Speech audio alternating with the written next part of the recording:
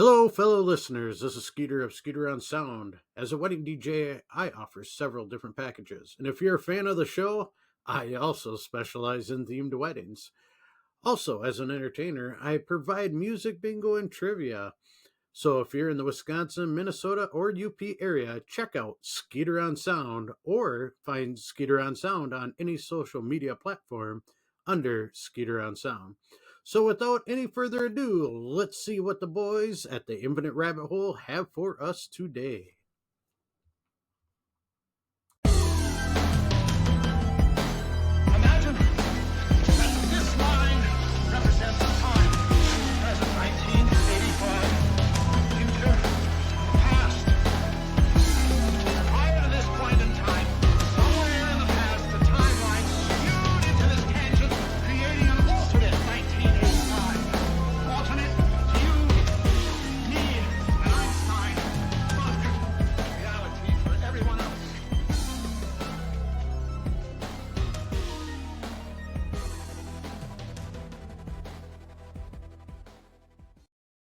Welcome back to the Infinite Rabbit Hole. I'm your host, Jeremy, and today we're going to change up the schedule a little bit.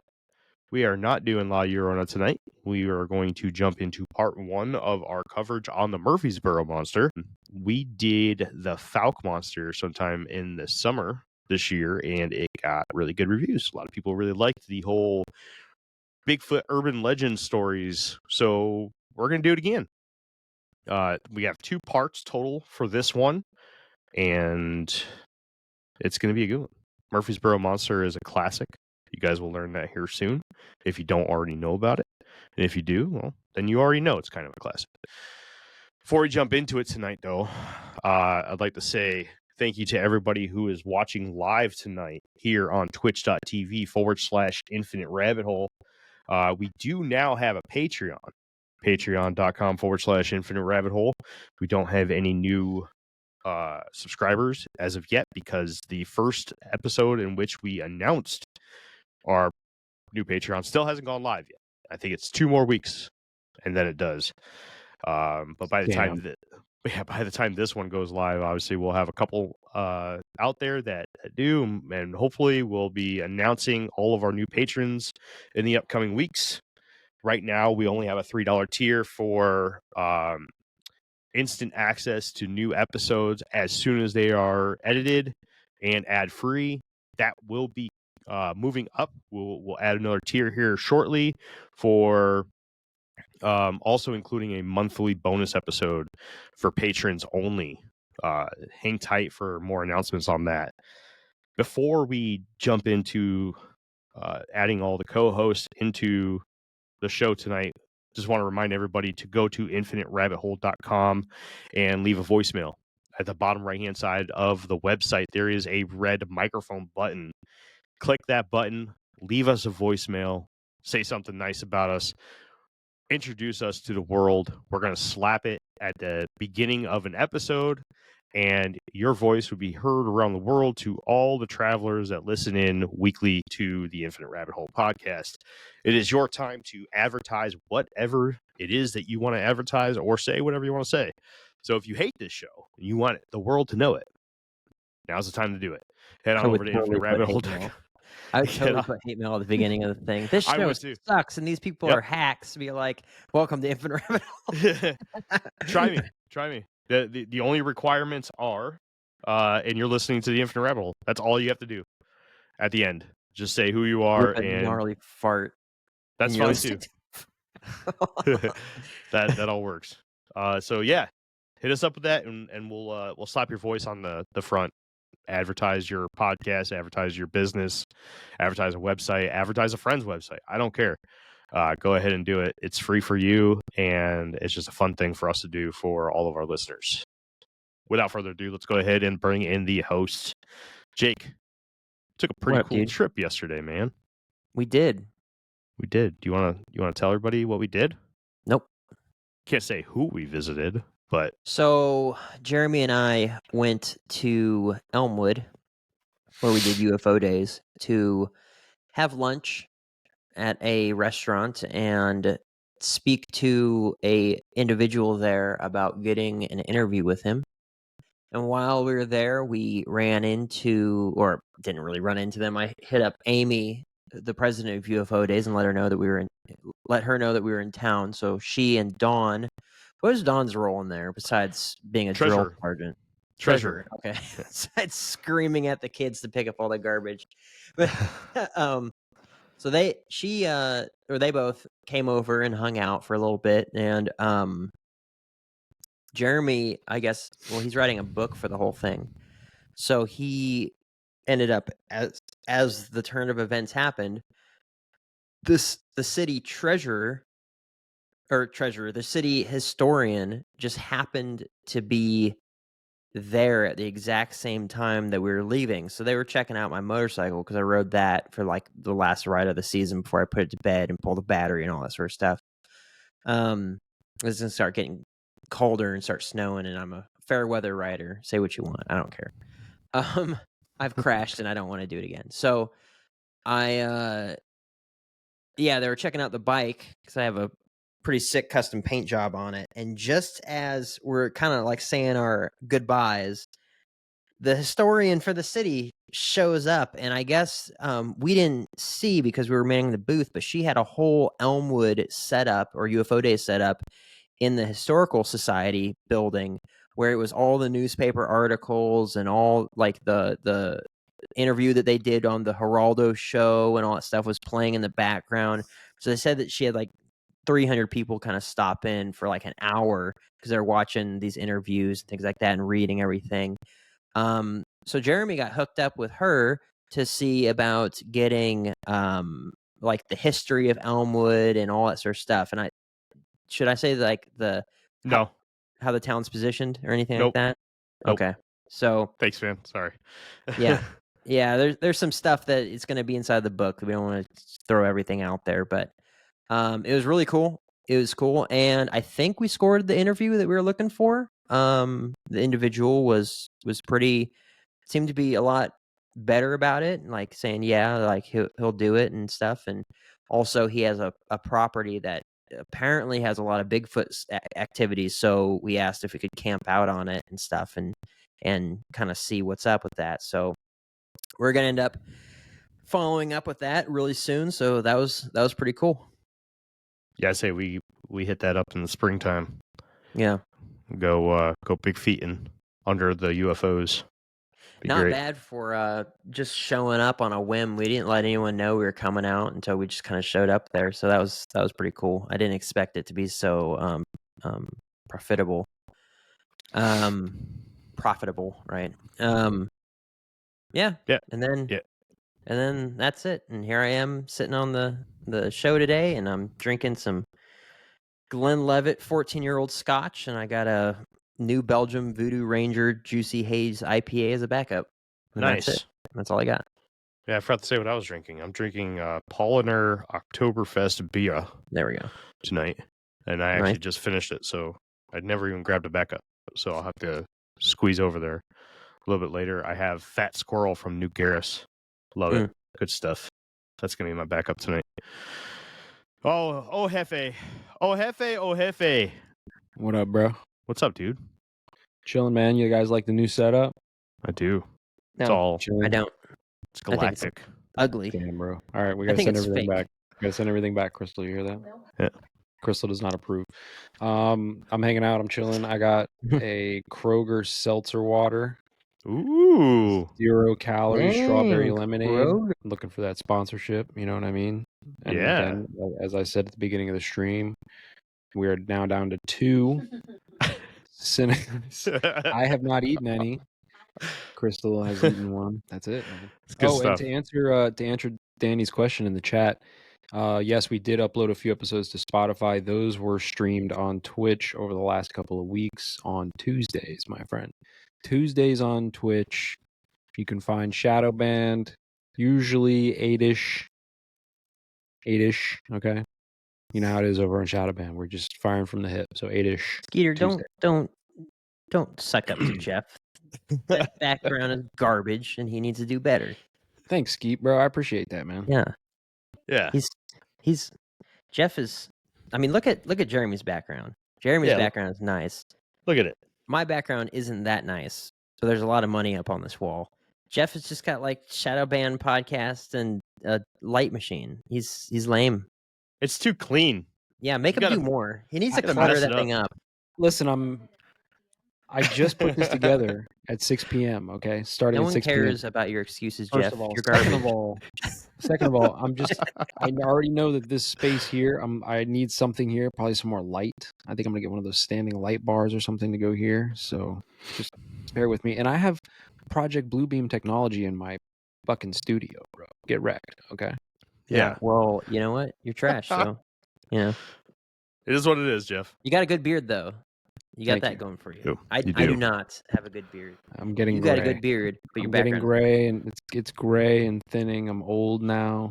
Yeah, but it's tame. Look at mine. Mine like Bro, poofs Jeff out. is It's in like a his fro on 50s. my chin. I'm about to go on a carnivore diet and start working out at 4:30 in the morning here. So we'll see how this. Take a Dang, screenshot of this. Jeff's gonna and have we'll see if traps this so big, changes. not even have a neck. See if the gray changes from the carnivore diet. Nice. Probably not. It'd probably get worse. Finally got Probably. my backup beer. Fat squirrel. Bam. Look how fat that squirrel is. Look how fat he is. Dang. Yep. You That's should be that fat squirrel for next fat Halloween. ass squirrel. You'll be Maybe I will skinny. be. You'll be a skinny squirrel. Maybe I will be. Still only at loss of 75 pounds this year. But I slowly started only gaining it back. 75 pounds, ladies and gentlemen, that he's lost in a year. Only. Yeah. Yeah, you're a piece of You're a piece of garbage. You need to do better. You need to lose 100 pounds. It You're is trash. what it is. I don't think I'm going to be able to make it by the end of the year. But it's all right. I started gaining all the weight since I started working out. But all right. Anything else that you guys want to put out? I voted. I got the Oh. sticker So did right here I. on my hat. Oh, yeah. Look at that. You did. Voted as well. I don't put a sticker on myself though because I'm not a freaking dweeb, but I did vote. Yeah, well, at least I have a cool background, unlike you. Danny, I'll send you my Danny commented asking for some tips on the weight loss.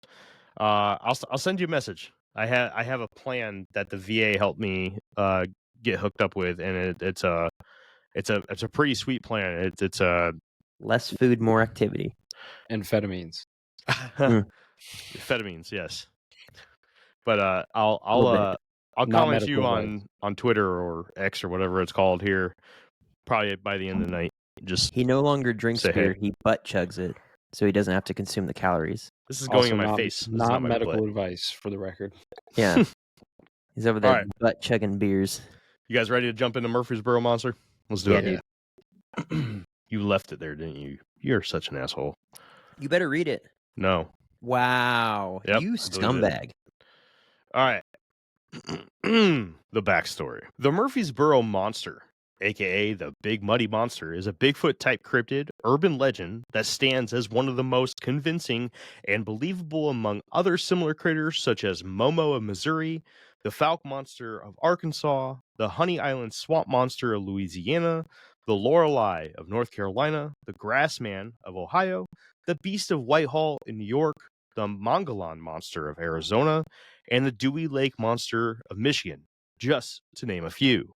The prime year for sightings and encounters of Big Muddy, then simply called the Beast or the Thing, was in 1973, where according to Jim Jung in his book Weird Egypt, a case for supernatural geology, a trucker near the intersection of Illinois highways 149 and 3 witnessed an 8-foot-tall bipedal something standing in the cornfield. This particular sighting, which would be repeated multiple times throughout the upcoming decades, amongst many others, left most people believing that this was the year when the monster made its grand entrance into the limelight of urban legend mythology. Although this may not have been completely true, the year of 1973 was most definitely the year with the highest frequency of sightings and run-ins with something strange in the area. But truth be told, there are stories of this creature, or another like it, going back to before the 1950s. The problem with those stories is they lack any real detail other than some vague descriptions of something stalking the area and having brief run-ins with the locals in various newspaper articles from the time. But why is it that the legend of Big Muddy peaked in the year of 1973? The most common belief is that the flood that plagued the area in the months prior forced something out of its normal home and shelter, possibly from the many caves and caverns of the nearby Shawnee National Forest, to wander the counties of southern Illinois. So, it would seem that most people that are familiar with the stories surrounding the famed Murphysboro Monster would be right to believe that the origin of the beast of the Big Muddy started in 1973. Although we will dive into encounter stories with some actual information in them from much earlier than that, the question will be, were they the famed monster of Murphysboro? Well, you'll have to decide for yourself when we get there. But to touch base on the time frame before the 70s, the Thing made headlines in an October 1942 edition of the Murphysboro Daily Independent when a statement was published as a warning to the children of the area. Quote, "The Thing reportedly remains abroad, and for that reason, children are advised to remain out of the woods unless accompanied by their parents." The paper even went as far as to recommend that the local fox hunting club release their hounds so that they could track down the Thing's location and capture it alive. On October 15th of 1949, the Harrisburg Daily Register ran an article announcing the reward of $100 to anyone that could capture the creature causing issues in the area. The reward was posted by Harry Greenberg, who owned a metalworks company on the outskirts of Murphysboro. Greenberg was having issues almost nightly with his workers near the railroad that were reporting everything and anything as the identity of a nuisance animal, preventing them from doing their work out of fear for themselves. The only precarious issue was that each of his workers reported a different description of the mysterious animal. One man said it was a huge wolf with a large bushy tail. Another claimed it was a squirrel. And the last one swore it was a bear and claimed to have seen it walk on two legs across the tracks before falling back down to four legs and running off into the woods. Unfortunately, no one ever claimed a $100 reward. According to authors Chad Lewis, Noah Voss, and Kevin Lee Nelson, the earliest physical description of the Murphysboro Monster had described the creature at, quote, 8 feet high and weighing about 400 pounds, and left huge 8-inch long V-shaped tracks with a 19-inch bipedal stride. From this description, an 8-inch foot for a creature standing on two legs at over 8 feet tall doesn't seem like a reality, but reports would repeatedly be submitted of the creature in the 8 to 10 foot range, thrusting the beast soon to be known as the Murphysboro Monster, aka the Beast of the Big Muddy or the Big Muddy Monster, into the history books of cryptozoology as one of the more believed local legends in history as animals, both wild and domestic, began to show up mutilated, decapitated, and eviscerated all over Murphysboro and the surrounding area. The description of the monster would eventually evolve into that of an all-white, or light gray, some even claim to be albino, Bigfoot creature with reports of its height ranging from it standing 7 to 10 feet tall with a horrible stench, glowing red eyes, and a scream that echoed the forest of the area with a bad attitude. In September of 2014, author and researcher Kevin Lee Nelson was in Murphysboro to talk with the local population and do some on-site research into the legend of the Murphysboro Monster. He was pleased to find that even those that were too young or not even born at the time of the big flaps in the 70s and 80s still knew of and were willing to share their stories that they either had themselves or passed down to them by friends and family. Nelson also was ecstatic to find that when he entered the Murphysboro Police Department and asked if they had any information on the monster, the officer behind the desk was more than happy to lend him the folder that they had on the creature. Nelson was impressed and shocked to walk into the department's conference room to be greeted by a large brown folder with letters over 3 inches thick in large black marker stating, quote, "Big Muddy Monster, 1973, emblazoned on the front of it." All right. Jake, you suck. Just so you know. You're such It's a all dick. true. The whole thing, it's true.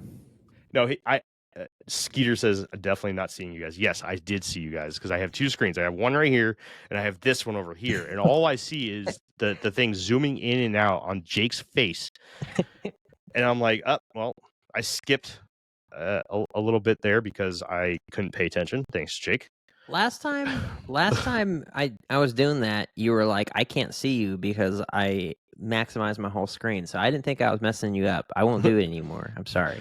Well, that's before I was doing all my reading off that screen. I was doing my reading off this screen at that time. So I just covered up you guys. I'm sorry. Yeah. Well, I didn't know. Stop This yelling is why at me. you stick to protocol. Okay. Yeah. Why you switching screens? Yeah, Whatever. you're a real piece of poop. Whatever, man. All right, what do you guys think about the Big Muddy? Definitely Bigfoot. Definitely. I like all the different names. That's pretty dope. Yeah, so the name Big Muddy comes from the Big Muddy River, which borders the town of Murphysboro. And he is frequently spotted, or it is frequently spotted around or in Big Muddy. I mean, or a bear. Or bear, maybe. We'll Just see. based on the size. What do you say? 10 feet? Is that what you said? 8 to 10 feet is the average reporting size. 8 to Definitely 10 not a feet. bear. So, well, the thing is about those sightings, right? We've talked about this before. Is like, if you're out in the woods, right, and like, especially if you get startled by something, maybe it's only 7 So feet. startled. It might be 10 feet in your memory when you go recall it, right? Yeah. Yeah. So, Was that the South Park episode with the I was- giant? With the giant guinea pigs. I'm so startled. They're making fun of Cloverfield. Yeah. Yes, I've seen Cloverfield. I love Cloverfield. It's Yeah. crazy. I like Cloverfield. I thought that was a good movie.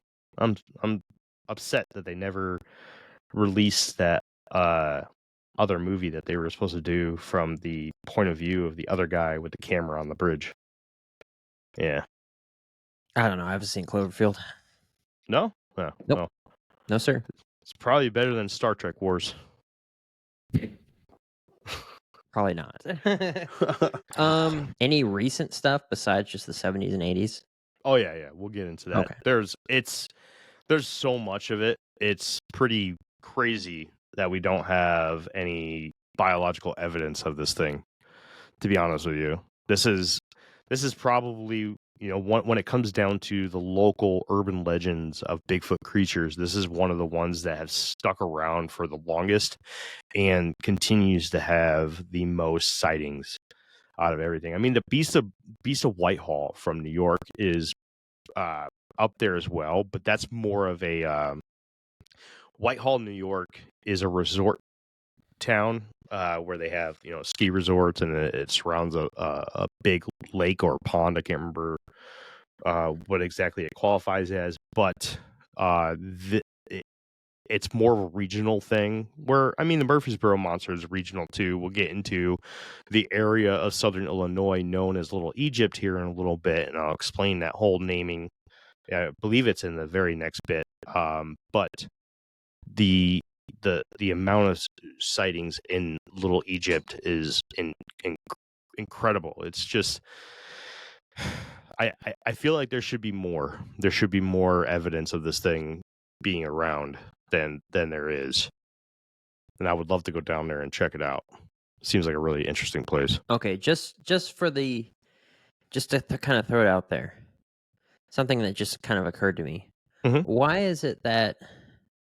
Is it because it moved to the area? Like, why is it that we always have things like this where the reports started in like the 50s, 60s, 70s, 80s, 90s, 2000s, whatever, right? But it's Mhm. just like if it's an actual animal that lives in this area, then the reports would have started a long time ago, unless it just moved into the area. Well, the Midwest, especially that portion of the Midwest, is very, very popular for a lot of Bigfoot sightings. This is not very far from Momo, the Missouri Monster, which we will eventually get into at some point. But you also have to think of the time frame of reporting. When is technology good enough to be able to properly record these sightings and be able to not just record them, but have the know-how to preserve that reporting in a way that could be referenced in 2024. So you have to think of that too. I think that's a big bit as to why a lot of the times it'll start in the 50s, 60s, and 70s. But one thing I was not able to do was attach any Native American stories to this. Yeah. Not saying that there isn't any, because I am I am a week shy of finishing all of my research on this. I did have a couple sources that I wanted to look at when it came to tying in Native American mythology to this, or their own lore. But I unfortunately was not able to. Maybe I'll be able to squeeze it in and get it in for next week's episode. We'll see. But yeah, I think that's most likely going to be your answer. Is you got to think about the technology used in order to preserve these kind of sightings and stories. I wasn't necessarily asking because it's something I was curious about, but I know that we like to try to play as many angles as we can. So Mhm. I imagine that would, if that question just kind of came up in my head, that I could answer for myself, but someone might be asking that question and not have an answer to it. But Yeah. No, it's good. I It's good to agree. get those answers up, or get those questions up for sure. Yeah. Anything else? Cool. No. All good. Ready to move on? I think this next section is pretty small. Let's go. Oh wait, no, it's not. Never mind. It's 50 pages. Ugh. All right, let's see here. Geography and the paranormal. The Murphysboro Monster seems to be on track to remain one of the most beloved and feared cryptozoological urban legends in all of American history. But there is one thing to keep in mind when debating on its legitimacy. Actually, there's a handful of them. The Murphysboro Monster was accompanied by many other urban legend creatures and animals in a 2-hour radius around the monster's stomping grounds. There are at least 12 separate urban legend monsters that have called this area home. Creatures such as the Alton Area Weirdness and the Hamel Tiger beginning in 1933, the Mount Vernon Monster of 1941 and 1949, the Gooseville Bear in 1949, the Tuttle Bottoms Monster, and the Hamp Mine Monster of the 1960s, the Missouri Monster, aka Momo, of the 70s, the Black Panther attacks of 1971, the Edwardsville Red Beast and the Enfield Horror of 1973, the Morrow Monster of 1976, and if you go even further back, you come across the Centerville Something from 1880s. So the Murphysboro Monster was just one of many mysterious entities being spotted throughout the area and throughout history, and maybe there was something more than natural going on here. As you will soon learn, the description of the creature may seem inconsistent, but it may just be because the light-haired Big Muddy may not be the only mysterious creature stalking the woods around Murphysboro. When you add the fact that there were and still are many other unknown phenomena occurring in Jackson County, Illinois, and its surrounding counties, this becomes even more eye-opening. The area is literally infested with UFO sightings, hauntings, urban legends, the many cryptid creatures we just talked about, and a ton of other events under the high strangeness umbrella. The area in question is commonly referred to as Little Egypt, a name given to the area encompassing all of southern Illinois by the founder of the area, a Baptist minister in 1799 by the name of John Badgley, who lived in the area now known as Edwardsville. Badgley referred to the town prior to the modern naming as the land of Goshen, with Goshen being a reference to a land mentioned in the Bible in Lower Egypt where the Israelites lived, farmed, and practiced agriculture. It is said that he called it by this name due to the lush vegetation and fertile soil. There are a total of 11 counties that make up the Little Egypt region, those being Alexander, Gallatin, Hardin, Jackson, Johnson, Mazzick, Pope, Pulaski, Saline, Union, and Williamson counties, and is bordered by the Mississippi River to the southwest and the Ohio River to the southeast, with Murphysboro being located in Jackson County. Within these counties, there are a plethora of other strange phenomena outside of the realm of physical creatures. These phenomena fall under a few categories, such as physical anomalies, man-made anomalies, folk tales, manifestations, odd gravitational events, and UFO events. To name a few of the specific examples, we have the Cairo Bubble, the hauntings at Cairo's hospital, public library, and opera house, the Duff Spook Lights, the McConnell Banshee, the cave and rock of Hardin County, which houses many phenomena such as its own banshee that screams out into the night, headless dogs, an incredible amount of haunted roads and historical hotels, the Hooven Hollow Earthlights, Hicks Dome, a headless horseman, the Hickstown Earthlights, the Claude Tanner Omen, the Glowing Bridge, the Lost Village of Ovi, the mystery of the bedrock footprints, and an incredible number of haunted cemeteries, just to name a sliver of the reported historical and modern cases of high strangeness that plague the Little Egypt region. There is enough going on in this one section of the state of Illinois that we could and will cover an entire series one day on the geology and the high strangeness in Little Egypt. One of the strange places within the borders of Little Egypt that should be highlighted is the Shawnee National Forest. If you're familiar with the Missing 411 phenomenon or our early series titled National Park Mysteries, you are aware that national forests have their own flavor of high strangeness, especially when it comes to the plethora of missing person cases without ordinary details.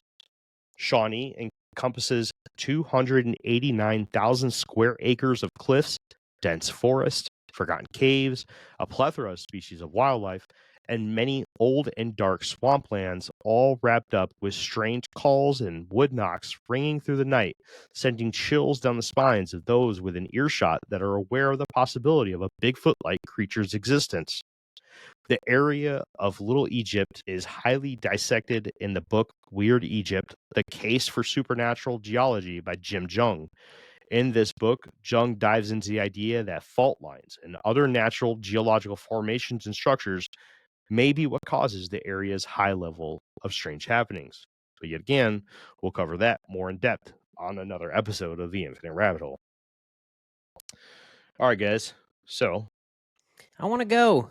That Yeah. sounds dope. Let's go, dude. Can you go back camp to out. the part where you're talking about like the Egyptian connection? yeah, Little Egypt.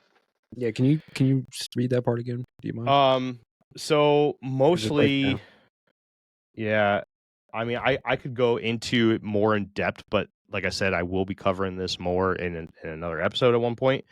But just to read that section again, the area in question is commonly referred to as Little Egypt, a name given to the area encompassing all of southern Illinois by the founder of the area, a Baptist minister in 1799 by the name of John Badgley, who lived in an area now known as Edwardsville. Badgley referred to the town prior to the modern naming as the land of Goshen, with Goshen being a reference to a land mentioned in the Bible in Lower Egypt, where the Israelites lived, farmed, and practiced agriculture. It is said that he called it by this name due to the lush vegetation and fertile soil.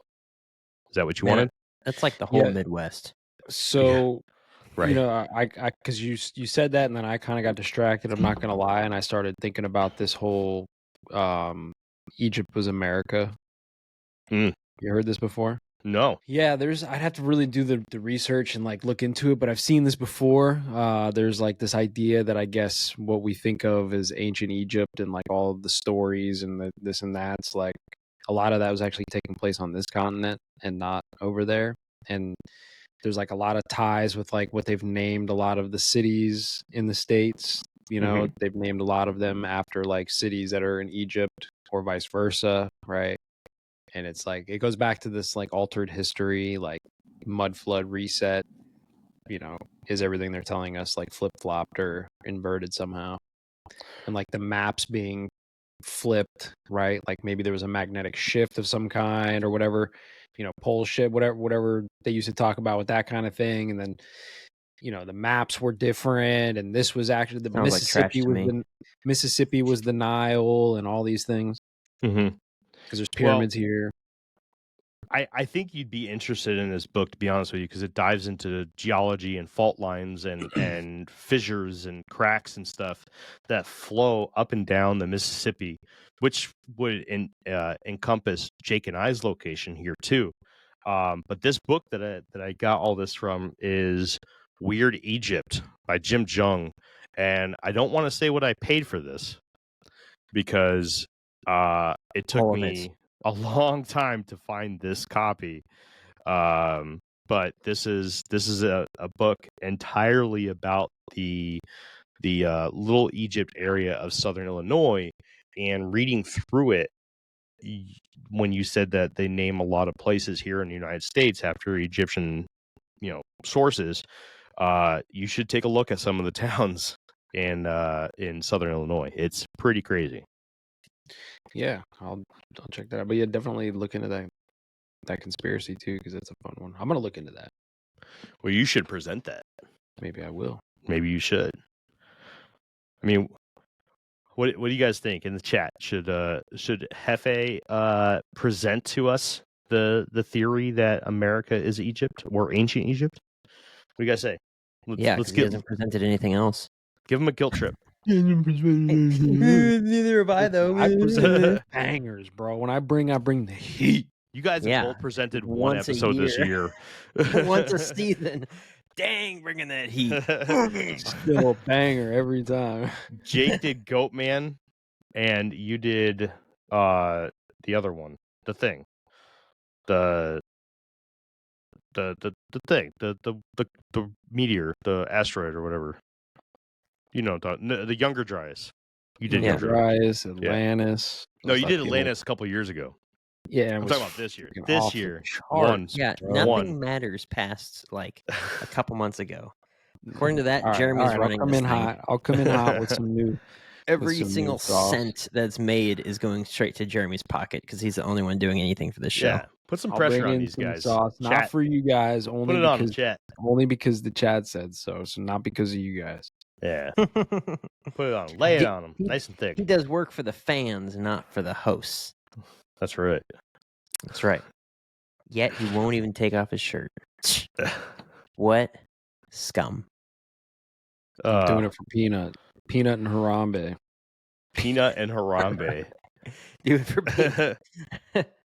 That's so, Yeah. oh my gosh, that story is so effed.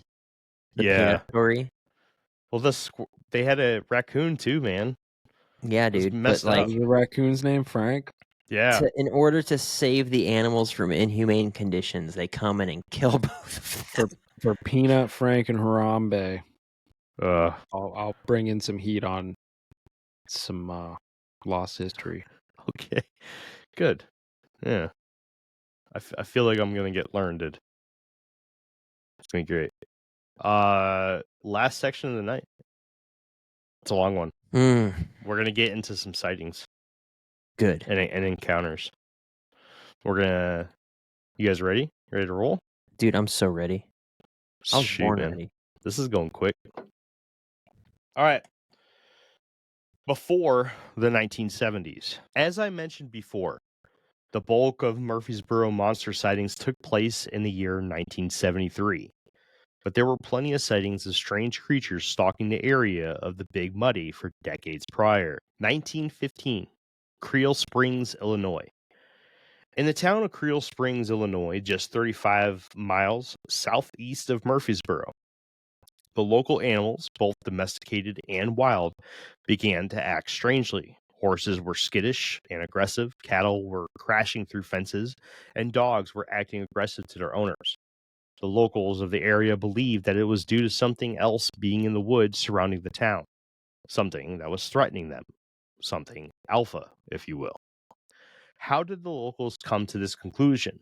Well, it started with strong, aggressive, and guttural roars coming from the tree lines.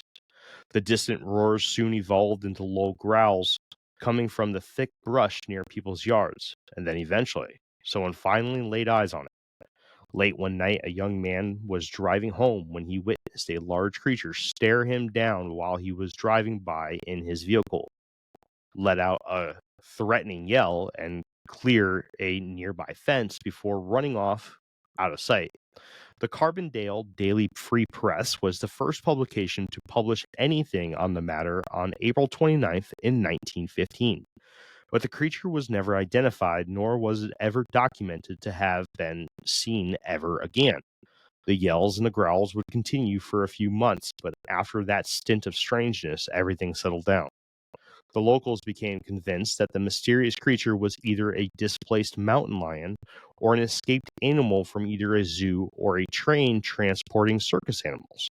But many people now believe differently. 1928, 1929, Carbondale, Illinois. In the December 11th, 1928 edition of the Carbondale Free Press, an article was published that highlighted multiple cases of hunting dogs in the area being found dead just 7 miles southeast of Murphysboro. Apparently, an unknown killer was about, and they were leaving these dogs in a gruesome state for their owners to find. Many of the dogs had crushed skulls, partially eaten heads, and blood seemingly drained from their throats. Dr. Etherton's dogs were a few of the victims. However, whoever or whatever killed his prized foxhounds was able to cut through a chain link fence, leaving a hole big enough for a human to crawl through before dismembering the dogs. This, too, was considered by most locals to be an escaped animal from a train that was transporting zoo or circus animals. 1941, Culp, Illinois. In the winter of 1941, the residents of Culp, Illinois were shocked to discover that the recent uptick in quote-unquote beast sightings may have some truth behind them after all. A large trackway was discovered in various portions of the town in the fresh morning snow. The Murphysboro Daily Independent newspaper quoted a local resident, quote, "Of course, we didn't believe rumors of such a beast until we inspected the footprints. They measured 8 inches across and were V-shaped, unlike anything we've ever seen." A posse was formed early on after the discovery of the prints with the intention of tracking down the beast and where it lived. But as the morning went on, more fresh snow fell, and the trackway was lost before the townsfolk could find the truth of the strange prints. 1942, DuQuoin, Illinois. In 1942, in the town of DuQuoin, just 20 miles north of Murphysboro, multiple reports were called in of what author Chad Lewis described as, quote, "a giant silver monster." These monster stories completely took over all of the town's chatter and left everyone scared and nervous about what this monster could possibly do to themselves, their families, their animals, and property. These reports described cases of screen doors and windows being damaged, missing animals, and shots being fired at some enormous beast. Those that laid eyes on it seemed to have either collaborated in their stories or they really saw something most of them described as a quote-unquote 7-foot tall man-like creature. 1942, Murphysboro, Illinois. In October of 1942, an article was published in the Murphysboro Daily Independent highlighting the pathway the creatures seemed to be taking in a southwestern fashion. The article included a few reports with date stamps providing proof that whatever it was clearly moving in a certain direction. One such report in the Independent that day highlighted a report of a man just south of Carbondale that burst through the doors of the local sheriff's office yelling about, quote, "an animal weighing about 400 pounds that jumped out in front of his car while he was driving down the highway." 1948, Pinckneyville, Illinois. Just 20 miles north of Murphysboro, a flap of mutilations involving beloved family dogs in the area was soon accompanied by a print covered in the mud of Beacoop Bottoms, where local trapper Buster Dahl was conducting his morning rounds of checking his traps. Dahl came upon the print and immediately dug out the earth around it, preserving the print the best he could. This print was immediately put on display in town, and many of the locals believed it to be a print of a really large black bear. But many of the local hunters and woodsmen thought differently, including Buster Dahl himself, who was quoted in the Daily Independent newspaper as saying that he was, quote, going to trap somewhere else, as he was fearful that he would lose many traps, possibly even his own life. December 1948, Steelville, Denmark, 30 miles northwest of Murphysboro in the town of Steelville. A local farmer by the name of Herman Rubach began hearing strange screams from the woods surrounding his property at night. Rubach became concerned when his brave hunting dogs began cowering with their tails tucked when the screams ringed out. Rubach himself was not a believer in the idea of some unknown creature lurking in the local woods and believed that the animal responsible for the screams was an ocelot. The problem with this assumption is that ocelots are small wildcats that are native to northern South America and Central America, not the northern Midwest states of the U.S. Others came forward claiming that they believed the screams that were eventually being heard everywhere around town were those of a bobcat. But nobody was ever able to bring proof that it was a local or displaced wildcat. nor was anyone ever able to prove that it was an unknown bipedal creature either. Only 10 miles west of the previous report in Steelville, the town of Denmark, Illinois, began having their own strange noises blurring out into the night from the tree lines. But it wasn't the loud, distant noises that had Alma Davis concerned.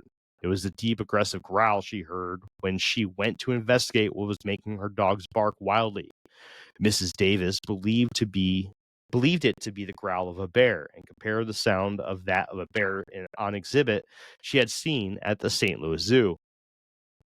Another strange event would take place in the same month in the town of Vergennes, Illinois, just 10 miles north of Murphysboro, where Miss E.G. Steinheimer would be too scared to open her back door after hearing a large creature stomp around on her back porch late at night. She had walked to the back door to check what was making her dogs bark wildly, but froze in fear when she heard heavy footfall lumbering around just on the other side of the door. Miss Steinheimer would not open the door that night and never learned the identity of the mysterious porch stomper. So actually, we'll take a break right there because I'm going to dive into the 1950s. We'll create another section of this. So what do you guys think? Definitely a bear or Bigfoot. One of They have those two, huh? elk? They've got elk, right? It could be an elk. Not in Southern Illinois. No, I don't think so. No. What other like big animals are over there? Big Feets, Chevy 1500s. That's about it. Mr. Beast eats people. Apparently he does. Apparently he does. Bro. What was the circumstances around that? I don't know. He probably Jeremy knows. Jeremy was talking about it. He probably endorsed somebody he wasn't supposed to endorse, and then boom, somebody leaked their private chats within their little Mr. Beast groups, and apparently he was talking about weird stuff with little kids and eating people. Well, I guess if they ever look at our Twitch chats, we're all screwed. Eating them booty hole first. I guess. Eating that long pig. That's so wild. I've never heard of that. Yeah, see, if you guys aren't in live streaming us on Twitch, like, you're missing out because we're dying in the chats right now. We're talking about cannibalism, all kinds of stuff. The chat is just... Yeah, I'm trying to be serious over here. Sleep, finding I taste like worms. Okay, so I like that there's a lot of sightings, and not just starting in the 70s. It's like you said, all the surrounding areas where it's probably the same creature, but it's just named different things. So if you were to look at Murphysboro Monster, it's going to say first noted in 1970 or whatever. But if you look at all the other names of this creature, you get all the other dates and stuff like that. So that's good. That's really good. And it would be interesting to look up Native American lore or stories or mythologies or whatever from this area for this creature. And that would, in my mind, put a lot more weight into it being real, but also that since there's so many sightings that go back way, way further, that's good too. So that's what I look for. I mean, I've said it ad nauseum in multiple different episodes, but if this is your first episode, when I'm looking for something as far as like the validation of the realistic nature of a creature, Bigfoot, Loch Ness Monster, whatever, right? It really helps if the sightings don't just start at some time frame like the 90s or whatever it is. If it goes back way further, especially if there's Native American lore for it, because these humans, these people in cultures, societies, they knew what was in the woods. So yeah, they have their own mythologies, like, the moon rises every day or the sun rises every day because the fox jumps across the sky and grabs it and drags it over, things like that. Sure. But when it comes to like their big hairy brothers that are in the woods and things like that aren't bear, that aren't, whatever else, that they describe as like people essentially, but covered in hair, things like that, you'll find a lot of that. And for me, that solidifies it as maybe not now if hasn't been any recent sightings, but then yeah, something was definitely there. Now, as a proof of it, is there biological proof? Unfortunately, that's where things kind of drop off the map, which sucks, right? But as far as claiming the realism of something, but I really like it when there's a consistent pattern of sightings throughout history, as far as like when people actually started reporting stuff, and like the newspaper was something that could really be seen by a multitude of people versus just the town or whatever it is. And there's records of those sorts of things. But then also when it gets so far in that before this town or this city existed and there was only natives living there, that the natives of that area had lore or stories about the same type of creature, right, that these people are reporting. So that's cool. I like it. Yeah, I'm always suspicious if It the just shows stories up. if the stories Yeah. just pop up, especially like in the 1900s or something, right? Or Yeah. the late 1800s. I'm usually pretty suspicious because that's when we start flying. That's when we start, doing crazy tech and messing with electricity and like all kinds of other stuff. So, there's like weird phenomena that people weren't used to seeing and hearing and all that kind of stuff at the time, right? So like you could probably explain away like half of all types of weird sightings. But yeah, going back, even ChatGPT didn't have anything for me on ancient lore or Native American lore on this one, right? Mhm. Why are you laughing? Did you look too? Did you ask ChatGPT? No, Oh yeah, I did. no. Google's whack, bro. All right. But This is exactly what you're gonna get from Jeff on his next episode. ChatGPT, write me up a podcast episode lasting roughly an hour long on this topic, and that's what you're gonna get. I did that already, It's right? gonna be like I like the know, last one I that he did, where know. I'm just like, I won't who do wrote it that for you? again. Because you don't say that stuff when you're speaking. Like, I won't do it again, but I did do it once. And that it was a great episode. It was a great episode. All right. And I did some tweaking to it. What happened to DuckDuckGo? DuckDuckGo doesn't update itself as much. Like I've noticed that some of the information isn't like as up to date.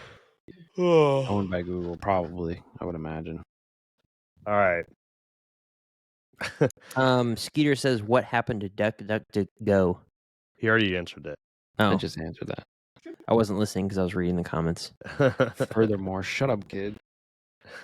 Yeah, kid. Wow, that's hate speech. You can't say Kid. that. Kid, I would never tell you to shut up. Kid's Yeah, offended I now. meant that in a fun way. It was a joke. Not ever. Crystal says, "Pay attention, Jake. You can't say that to me. I've got ADD. I have a disability, and I'm offended now. Canceled." I do like the idea of Cancel this woman. doing a highlights from the chat thing. Maybe we'll put it on the back of the episode. Spoiler alert: we're getting a producer soon. Hopefully, we'll see.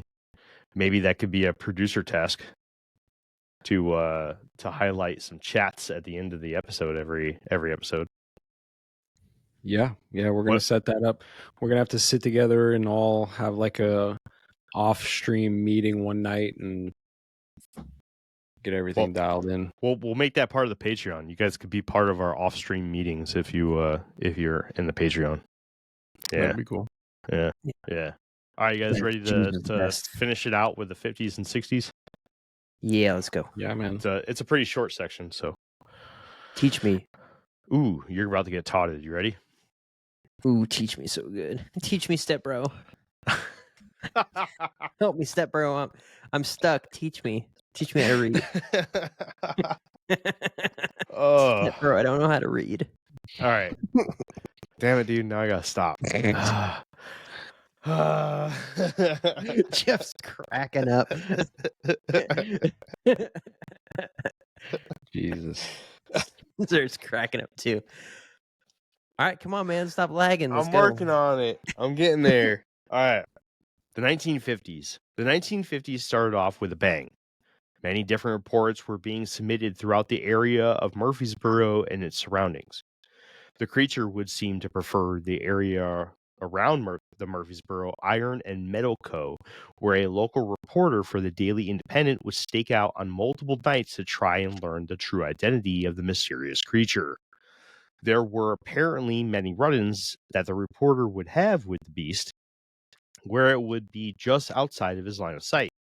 But eventually, the creature seemed to move on from the area around the steel and metal company, and the reporter never learned of its true identity. 1958, Jackson County. The February 2nd, 1958 edition of the Southern Illinoisian published John Sherman's story of discovering perfectly shaped prints in the snow on the side of the road in Jackson County. Sherman would track the prints for a few miles to the fence of a pasture where the whatever left them seemed to walk back and forward a few times before seemingly jumping over the fence. The prints were 7.5 inches long and 5.25 inches wide, with strides from 38 to 40 inches long. Many of the locals believed it to be a lion or a mountain lion, but an expert in large animal tracks from Southern Illinois University by the name of Dr. Klimstra was quoted on an issue of the Southern Illinoisian saying, quote, "The tracks definitely are not those of a mountain lion or a cougar." The same report would state that he was convinced that it was from a very large animal in the canid family, but the identification of whatever left the tracks was never solidified. 1968, Heron, Illinois. The headline stating, quote, 10-foot tall what's it reported seeing, highlighted the cover of August 19th, 1968 edition of the Southern Illinoisian, alluding to an encounter just 10 miles east of Murphysboro in the town of Heron. 22-year-old Tim Bullock and his girlfriend, 17-year-old Barbara Smith, were doing what young love does in a car on the side of the road near the woods when a clump of dirt was thrown in the open driver's side window of Bullock's car. Tim Bullock attempted to look around in the shadows of the tree line for the prankster that thought that they could get a laugh out of messing with him and Barbara, but he was never able to see anyone or anything. Barbara, on the other hand, would scream at the top of her lungs when she spotted a humongous black figure. She would later estimate it to be 10 feet tall, walking around just past the tree line. She claimed that the thing's head was as large and round as a car's steering wheel. Barbara's reaction was enough for Bullock to act and speed out of the area. The next day, Bullock would return and find a large impression in the grass where he believed that whatever it was may have laid down for an extended period. In the same article, 2 other reports would mention run-ins with a 10-foot tall bipedal something in the area between Chittyville and Heron. All right, that's all the reports we're going to do for tonight. What do you guys- Shittyville? Chitty. Oh, Shittyville. Shittyville. Shittyville. Yeah. Shitty. This is a shittyville, man. Where do you live? Oh, Shittyville. There's a place over here called Taintsville. Yeah. Real, true place. Real place. Wow, Oh, Jake, what an that's asshole. crazy. Help me, step bro. I'm stuck in this wood chipper. Dying. I had to take my glasses off and start fogging up. My face got so hot. I was freaking dying.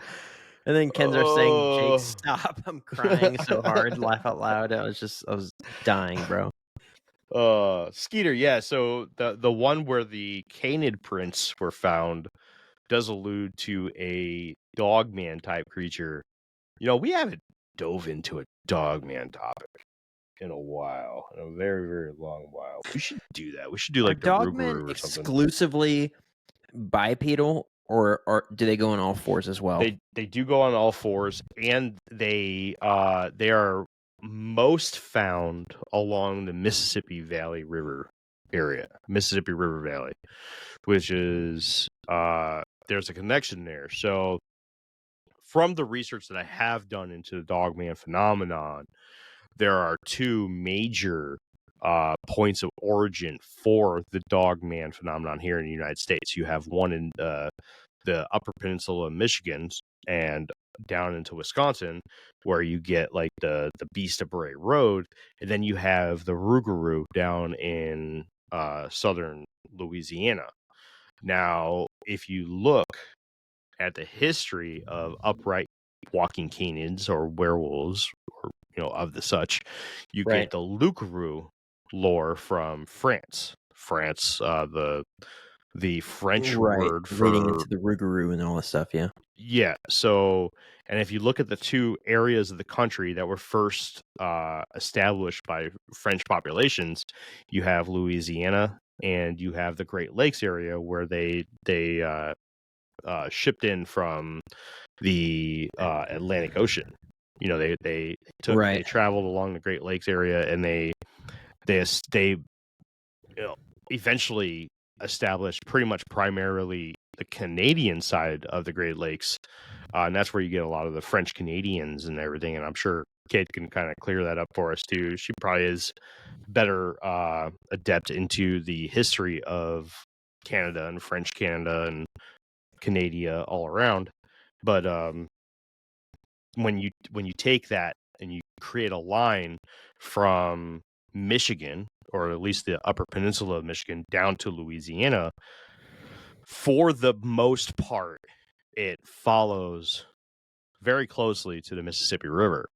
And when you align the sightings of dogmen, which are primarily along the Mississippi River, there's just too much coincidence there. I'm going to save my thoughts and feelings on that for when we actually do dive into the dogman phenomenon. But I always found that to be an interesting tidbit for the dogman. And when you add Little Egypt and the counties in there, you do also get a ton of dogman encounters. And I specifically threw that one in there because I wanted to highlight that there are other creatures in this area, specifically dogman. Now, dogman is a creature that has been spotted in Little Egypt quite a bit, or in the southern Illinois counties.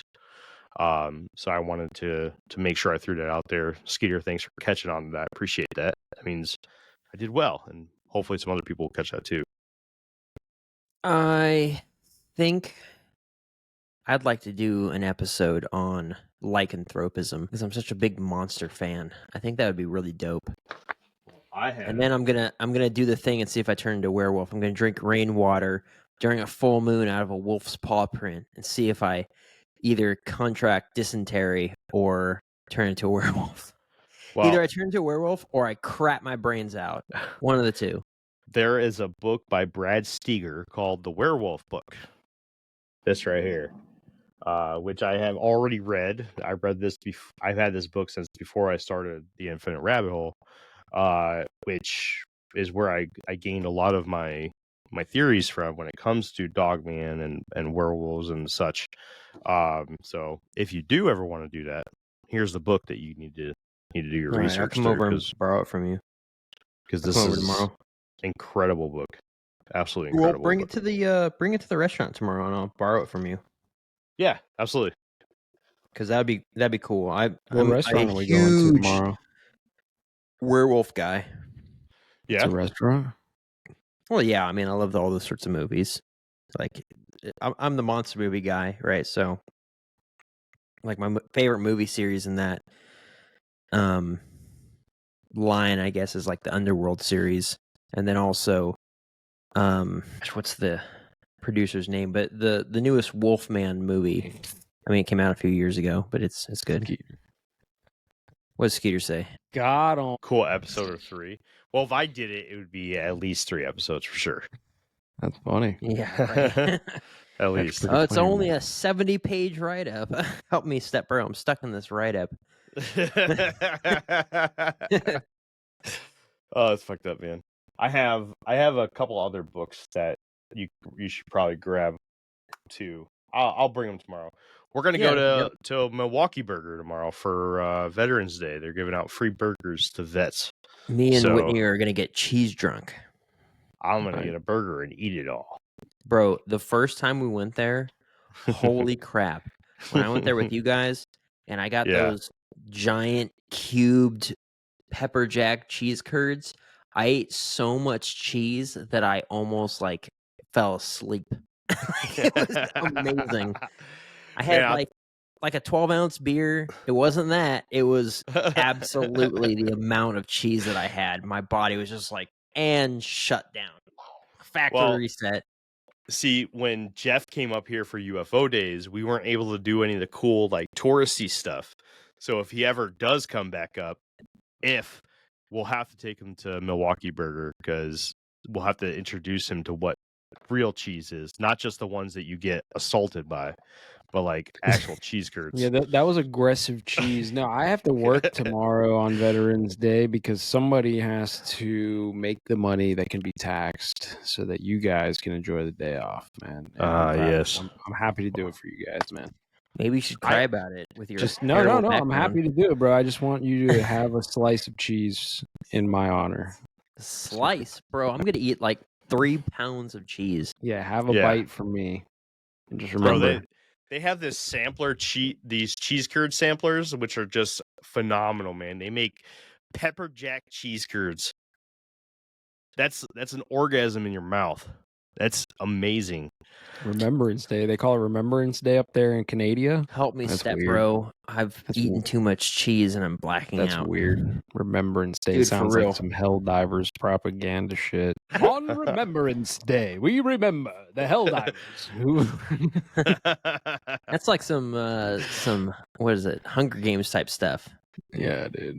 On Remembrance Day, we gather up 24 of your kids and make them fight to the death for riches and glory. Dude, cheese sticks. Oh, I got cheese sticks in the fridge, don't I? Ooh. The producer says we got cheese sticks in the fridge. All right, look, dude. Bet you they're not as good as the cheese sticks that you got hit in the face with. Those were pretty good. Those were pretty good. All right, so for anyone who doesn't know, all right, so when we were doing the Elmwood thing, the UFO days, the last day there was a parade, and one of the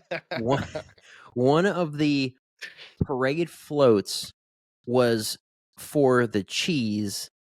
Ellsworth Cheese Factory. Ellsworth Cheese. That's just like, it's a local cheese manufacturer, all that sort of stuff. But they had coolers of cheese curds and I don't know, like string cheese and stuff like that. Yeah. And then milk as well. And they were like overhand freaking like 90-mile-an-hour pitches throwing these bag of cheese curds at people so hard that Jeremy's wife, Katie, got like cut by a bag. Right, like a right in her plastic face, bag. man. Just nailed her in the face and sliced her open. And let me tell you, I ate that one and it was great. It was amazing. Yeah, I'm pretty sure, like, didn't it, like, almost knock the laptop over? Oh, Yes. yeah, like, dude. They were just hauling them at us. So it smacked the back of the laptop, and there was like this nice little ring on the picture for like 3 minutes before it finally faded away. Like they were chucking those things at you, Dude, that And was so then- dope. and then like the nice ladies come in afterwards and like, would you like some chocolate milk? And it's like, well, I guess I'll wash down some of this aggressiveness with some chocolate milk.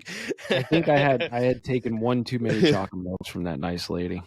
Yeah, those are good chocolate milks too. I was as aggressive as they were throwing the cheese.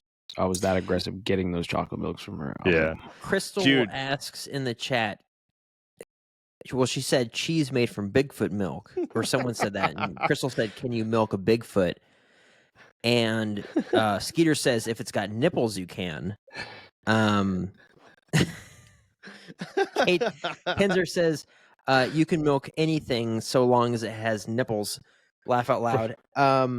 For those who My died, said question the to same thing Crystal too. would be, what do you mean by milking a Bigfoot? Like what gender is this? Are you Bigfoot that like you're this or milking? you like this?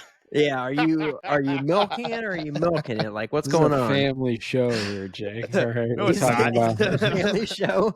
I think we've established by deep fried human buttholes that this is not a family show.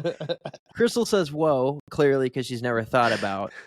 Two Which is hands for insane. sure. Those who died. 2 hands for sure. See, look, y'all. If you aren't following us on Twitch and you're just seeing this on YouTube or whatever it is, I mean, this would be dope if like the chat stream and stuff was parallel to the YouTube videos. But like, you guys are missing out because we're cracking up here because of the chat. Like, we can you guys- overlay it. We have to overlay it on here. There's so much lost context. No, we need to not overlay it because we need to make sure that people come to the Twitch. True. That's the true. goal, right? We want to Yeah. get people on the Twitch. We want to Fair point. talk to Touche. people live. Crystal is two-handed milking. You know what they say about big feet? Big socks. Watch out, Yeah, they do. Crystal. Big socks. Big shoes, too, probably. Oh, shit. All right. Danny can't. says, I'm laughing so hard I can't see straight. Bro, this Oh, Twitch thing is like the best thing we've done. isn't it? All right. Isn't it? Back to the episode. The episode's done. Not well. As far as like wrapping it up, we went straight into the chat and stuff like that. We got a whole another part 2 to do next Sunday. Yeah, but still, I'm like 90% sure that this thing's real. Oh, I think it is. 100%. Do the sightings? I mean, without getting too far into it, do the sightings like continue into like recent years? Yeah. Or do So they kind of here, just drop off? I'll read off the topics that we'll go over next Sunday. We're going to go into the 1970s. Obviously, we're going to do the big sightings of the 1970s, and then there's a couple other topics that we dive into that are specific big sightings. One's called the salvage yard. And then we dive into modern sightings, which I dive right into like the stuff from BFRO. No, dude, part 2 is female Bigfoot milk farms, dude. Yes. Got us. Oh my gosh! Just die. Female Bigfoot milk farms. Look, if we capture a female Bigfoot, I promise you that I will throw that milk up on Amazon so everyone can get a taste. You know what I'm saying? After this episode, I guarantee you Twitch updates its terms of service. And We're talking about milk no and more- nipples. No more talking about mythological creatures' nipples when you're creating milk and cheese and stuff. Yeah, Crystal, no, we're talking about milking those big feets, you weirdo. I might lick your boyfriend in his sleep, but you better not be milking them big feets. She's like, oh, God. fuck TRT, we got Bigfoot milk. It's like labeled, it's like bone broth. Oh and my gosh, Bigfoot that totally milk. remind me of that freaking that movie Animal from gosh, who is it? It was Squatch milk. Jeff. What was the actor? Dude, we should make a protein bar and Oh my protein gosh. shakes. The actor from what? Animal. What the fuck are you talking about? He's a Yeah, I don't know what you're comedian. talking He's a Jew. He's a comedian. Oh, the Jewish comedian guy. Yeah. I know what you're talking Come about. on, bro. But anyway, they were like the whole promo was like badger milk. That you're supposed to like get all these incredible gains from drinking badger milk, and he's like, "That's some good badger milk." You know what I'm saying? What the fuck? Oh my is- gosh! It's ringing a bell. I don't know. It's been a while. I'm gonna look Been it a up. while. Anyways. Real man of genius. Hey, you guys want to see Skeeter's UFO? Yeah, you want to bring it up? Yeah, I'll bring it up. Bring it up, bro. Rob Schneider. Rob Schneider. That guy. Sending me messages. So while we're waiting on that, I want to announce something, a little bit of a change that's going to happen with the show here. Starting January 1st, I'm going to backseat some of my major research for some of the episodes on the show. So we're going to be leaning heavily on guests and, having some bigger names from the community come onto the show.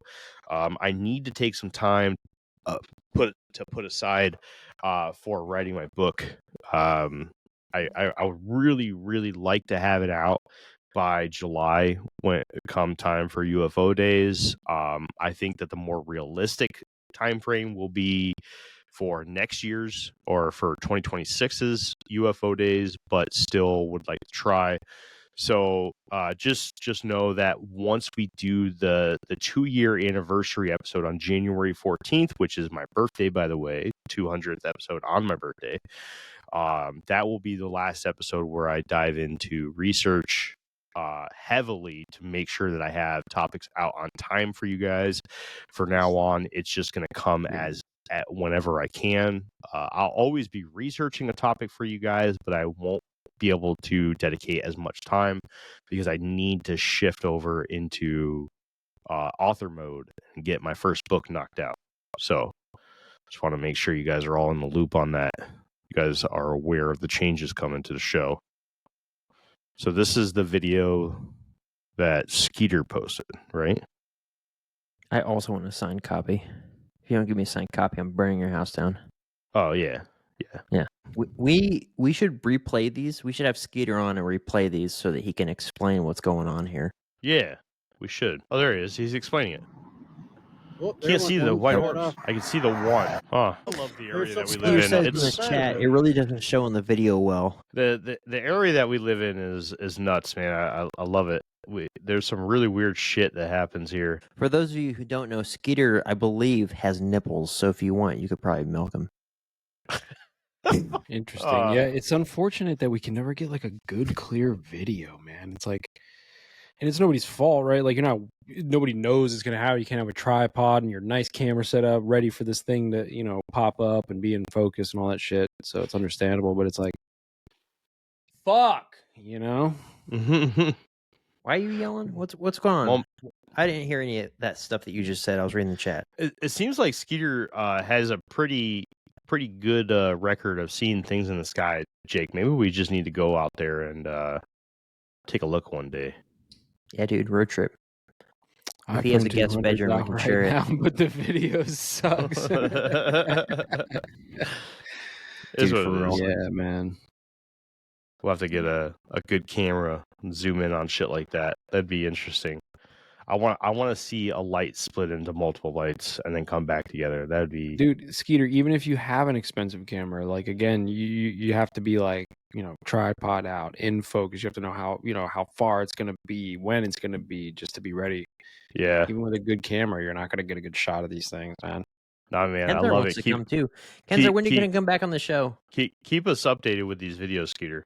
Seriously, man. I know I can't get back to you all the time. Skeeter is one of the few listeners that we have a private chat with, and he sends us some videos, and they're pretty sweet, man. What the hell was that? It was some light in the sky, man. Lights For in the those sky. who died, said scary stuff, man. What the hell was that? So, Skeeter, if you want to answer that. But from what I get from it, it was just a strange light in the sky that split up into multiple lights, and yeah, Skeeter's been doing legwork for us, man. Can I send you my video and then you screen share it? You can do it. You can screen share it. You can screen share it. Well, send it to the group chat.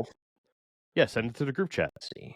They probably came to see Folks are just gonna have to hang out for a bit. Yeah, like you guys, Jake has a really cool video. That was in Virginia, right? Yeah, that was on Oceana. That's just nuts. to Trump's president now, so we're gonna learn all the secrets about the aliens. So basically, maybe November 13th, man, they're doing another Congress briefing, and we should go live. We should go live. Listen, that's the whole thing. I still don't, I say this at every time we talk about UFOs, man. I still think it's just propaganda leading us into like a Project Bluebeam type situation, right? And I don't know where I heard this. I was listening to something, and they were talking about Project Bluebeam, and the guy made a good point. He's like, you have like the urban legend of Project Bluebeam, which is the one that we know about, the holographic images in the sky, blah, blah, blah. Well, like the real thing is probably not quite that, right? It's going to be more of like what we're seeing in real time. And he was saying that there was some intelligence person from the CIA who in like 1999 said that, he came out on record saying like, hey, the next thing is going to be like extraterrestrial threats. And then he was you like, want me to play it? He was like, it's been 25 years. So how's it going? Right. Just to add some context. So I was over on NAS Oceana, Naval Air Station Oceana, which is a naval base. It's half Navy, half Marines. But anyway, so in Oceana, Virginia. And I was out in the smoke pit, basically like the gazebo area outside of the barracks, and me and probably about 40 other people were outside barbecuing. We were playing music, and we all saw this. And some people said maybe it was parachuters and things like that, but they had flight ops going on, so I'm not certain about that. And it was right over the base, and no one in the aviation community knew what was going on. No one had even the helicopter guys that were there weren't like, yeah, this was obviously, planned and stuff like that. We knew we were going to be dropping parachuters out, but this was right over our base, and it was pretty dope. Like, if the video had continued, it was just a bunch of people like, well, what the heck was that, right? Type stuff. So anyway, yeah. Sweet. You ready? Yep, go for it. Yeah. I've seen some weird stuff around military bases, but that was the only one that I got to record. I saw something that was silver metallic, I couldn't tell you what it was. It was reflecting the sunlight and stuff, and it was just sitting right over one of the hills over in Southern California. Was over there and stationed in Point Mugu in Ventura, California. But I was driving right when I saw it, so I wasn't able to just whip out my phone and start recording it and stuff like that. Like, it was kind of weird. But yeah, I've definitely seen some stuff around military bases. But that's the only video that I have of the weird stuff. And All right. honestly, I'll be real, it could be explained away. There could have been some ops going on or something like that, and they were in fact SEALs or whatever, and they had flares on their stuff. But I think that generally the flares are red. They're not white. But also, right? like you said, they do not do it during flight ops. Right. So we had jets going and all sorts of stuff. It was just really very strange. And it's so you could explain it, but for everyone that was sitting there from all different squadrons just at this barracks, it was just kind of weird. They were like, I don't know of anything going on right now. Yeah. I don't buy the it was just some random flight ops. I agree with Skeeter. Swamp gas reflecting off of Venus.